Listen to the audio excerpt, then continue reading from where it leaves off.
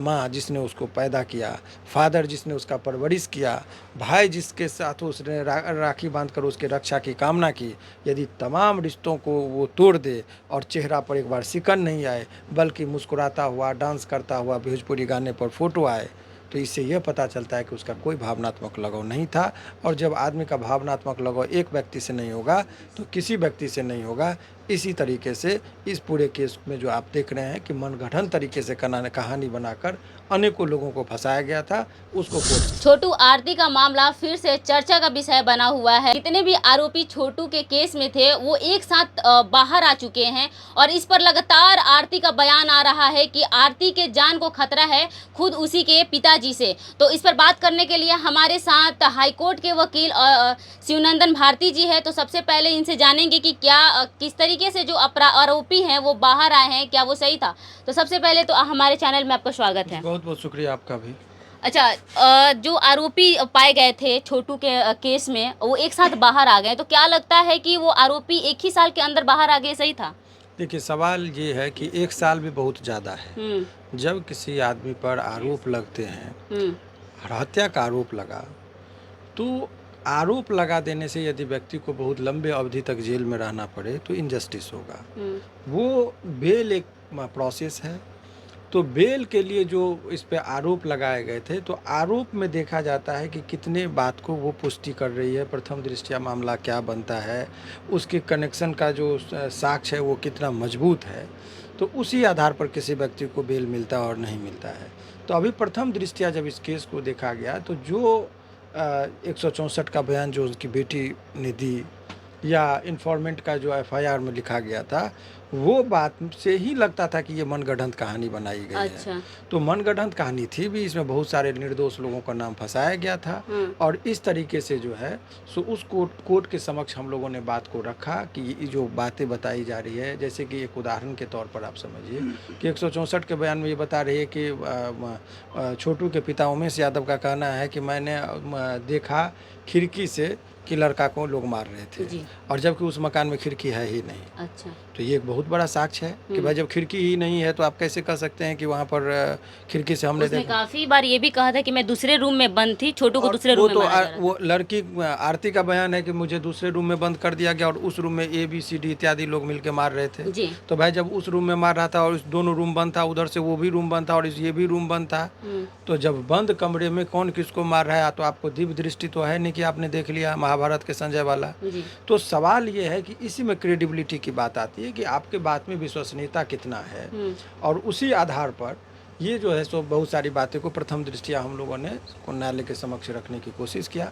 न्यायालय को जो उचित लगा उन्होंने बताया गया। न्यायालय के द्वारा माननीय उच्च न्यायालय पटना ने डायरेक्शन दिया कि 3 महीना में चार्ज फ्रेम के बाद यदि ट्रायल कंप्लीट नहीं होती है तो इन लोगों को तत्काल जेल से बाहर कर दिया जाए। तो बेल का जो प्रोविज़न है उसका लाभ लेते हुए इन लोगों को निकाला गया है। तो ये मूल तो रूप से ये हो गई कि केस की कहानी। लेकिन अब आइए जो मेन मुद्दे की बात जो आप लोग ढूंढ रहे हैं, इसमें मुझे बयान देने में कोई दिलचस्पी नहीं है इस केस को लेकर, लेकिन ये सामाजिक तौर पर ये घटनाएं होने के बाद बहुत चर्चा में रहा।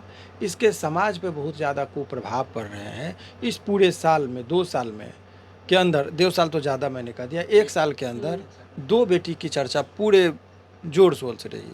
एक बेटी रोहिणी यादव जिसके विश्व पटल पर नाम हुआ कि अपने पिता की रक्षा है तो अपनी किडनी को दे दिया। तो बेटी हो ऐसा हर जुबान से निकलने लगा, और बेटी के प्रति जिन लोगों को नकारात्मक सोच है उसने फक्र से कहा कि बेटा और बेटी में कोई अंतर नहीं है, और रोहिणी जैसी बेटी हो, हर बाप ने दुआ करना शुरू किया, हर परिवार ने शुरू किया। लेकिन दूसरी बेटी आरती का जिक्र हुआ इसी साल, जो अपने ही माँ बाप भाई बहन बहनोई परिवार के जितने भी सदस्य हैं उनको कह रही कि फांसी हो जाए तब जाके हम संतुष्टि हमको मिलेगी। तो एक बेटी वो है, तो हर माँ बाप सहमे हुए नज़रों से देखने लगा और अपने कोख को कोसने लगा।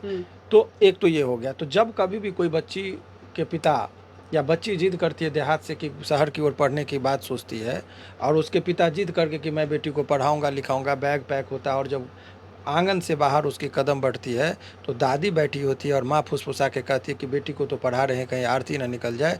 तो उसका बोरिया बिस्तर बैक हो जाता है और घर में बंद चार दीवारी में वो सिसक कर रोने पर मजबूर हो जाती है, क्योंकि पिता का साहस ही नहीं कर पाता है कि बेटी को पढ़ाए, क्योंकि बेटी कहीं आरती न बन जाए। तो आरती के इस तरह के कुकृत्य से न जाने कितने ऐसी लड़कियां हैं जो आंगन में बंद होने पर मजबूर हो गई। इसके लिए जिम्मेदार कौन? आप उस रात में, ठीक है कौन मारा किसको ये एक अलग मुद्दा हो सकता है, लेकिन रात में 2 बजे में यदि आप अपने घर में किसी बॉयफ्रेंड को बुलाते हैं, क्या ये अवैध काम है? और अवैध काम में यदि किसी व्यक्ति की मृत्यु हो जाती है तो हत्या नहीं होता। हत्या और वध 2 अलग चीज़ है, जो उसको हम लोगों ने कोर्ट में भी रखा है। जैसे श्री राम जी ने रावण का हत्या नहीं किया, वध किया।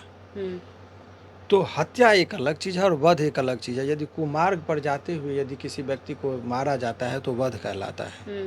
तो हमारे यहाँ तो वो तो व्यवहारिकता है, लेकिन जब आप आएंगे लॉ में, तो लॉ में भी कल्पेबल होमिसाइड और culpable homicide not amounting to murder का 2 अलग कंसेप्ट है। तो ये सैद्धांतिक तौर पर यदि चलेंगे तो भी ये मर्डर जो टर्म यूज़ कर रहा है तो ये मर्डर का केस नहीं है। तो बहुत सारी परिस्थितियां इस केस में है जिसको हम लोग उसको ला रहे हैं।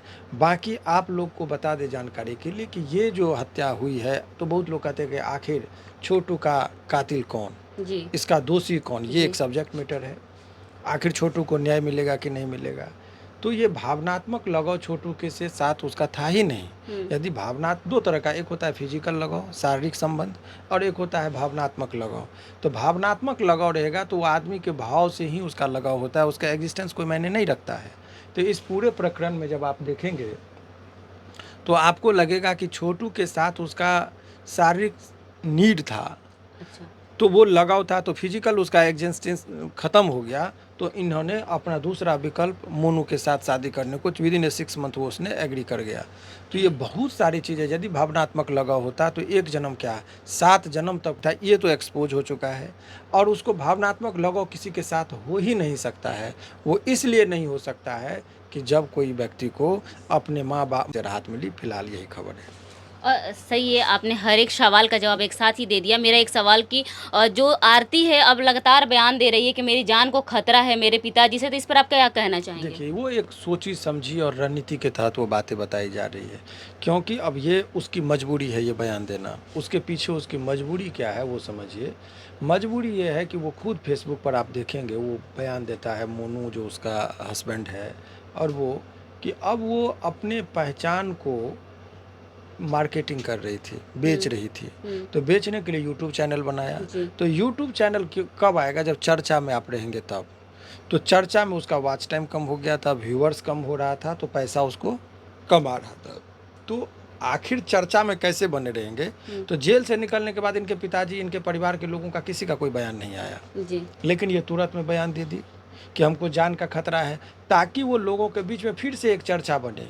और चर्चा बने तो लोग उसको देखेगा, लोग देखेगा तो व्यूअर्स बढ़ेगा, वाचिंग टाइम बनेगा और उसके अकाउंट में पैसा ज़्यादा है। पब्लिसिटी स्टंट, नॉट पब्लिसिटी, ये इकोनॉमिकल स्टैंड है इसका। अच्छा। कि हम चर्चा में रहेंगे तो हमारा यूट्यूब चैनल हिट करेगा, वहाँ से हम पैसा कमाएंगे।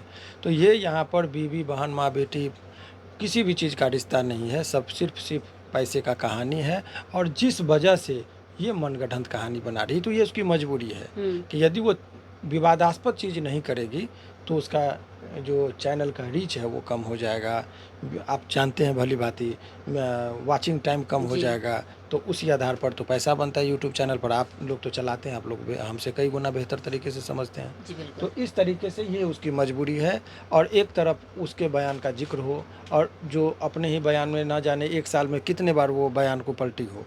एक तरफ उसके फादर जो सत्संगी हैं, कोई इनकार नहीं कर सकता, सत्संग में जाते थे 1 साल तक। अभी यहाँ पर मीडिया में भी आए तो बोलते बोलते रो दिए, बेटी के को आशीर्वाद दे कर गए कि तुमको तो ये जो पिता का जो फर्ज है उसने अदा किया। और बोल रहे थे कि अपनी बेटी के बारे में अपनी ही जुबान से मैं कैसे खराब लफ्ज़ यूज करूं। तो उस पिता के बारे में आप समझिए, उनके दर्द के बारे में समझिए।